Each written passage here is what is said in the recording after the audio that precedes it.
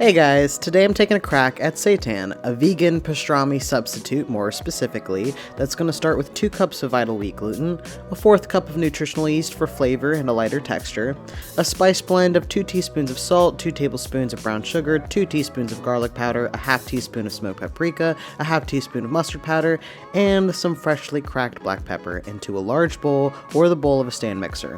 Give the dry ingredients a little stir.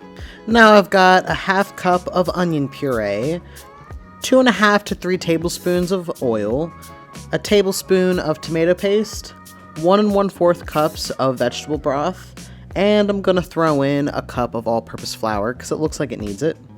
Knead this for 2 to 5 minutes until you've achieved a stretchy, tacky texture.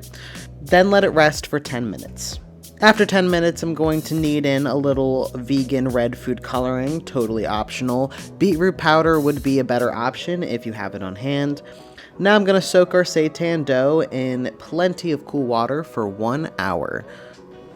While our dough rests, I'm going to make a pastrami spice rub, which is going to start with 4 tablespoons of whole peppercorns. I have a mix here, but you can use just black peppercorns if you like.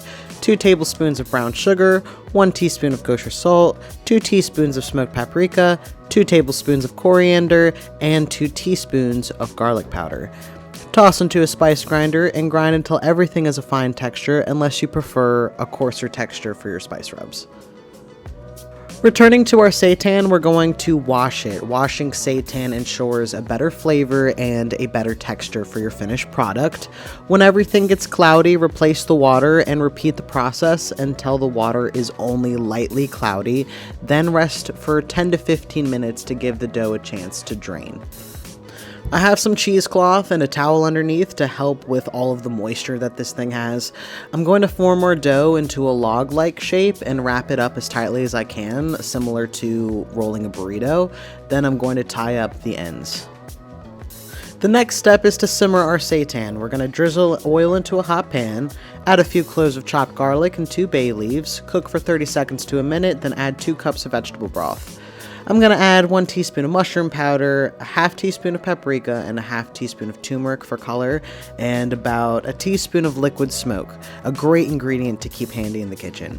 Give it a stir, gently transfer the seitan to the pan, and simmer gently for 15 minutes on each side. Feel free to add a little bit of water if too much broth has reduced. After the 30 minutes, remove from the pan, rest for 15 minutes, then preheat the oven to 350 degrees Fahrenheit. After 15 minutes of resting time, we can remove our cheesecloth. I've got a little Dijon mustard, and I'm going to brush it all over our seitan to act as a flavorful glue for our spice rub. I'm going to liberally season this. Depending on how much of the spice rub you add, this can get pretty spicy, so just be aware. I'm going to put this into a greased pan. Any pan really will do for this.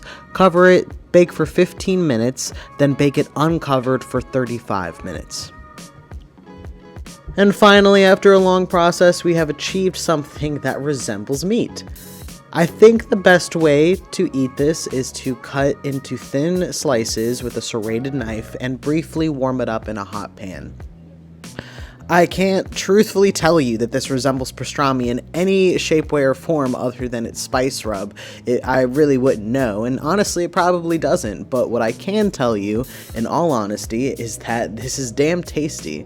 Seitan can be very finicky. It changes drastically based on preparation, just like any dough, but this one isn't dense, which is exactly what I was looking for.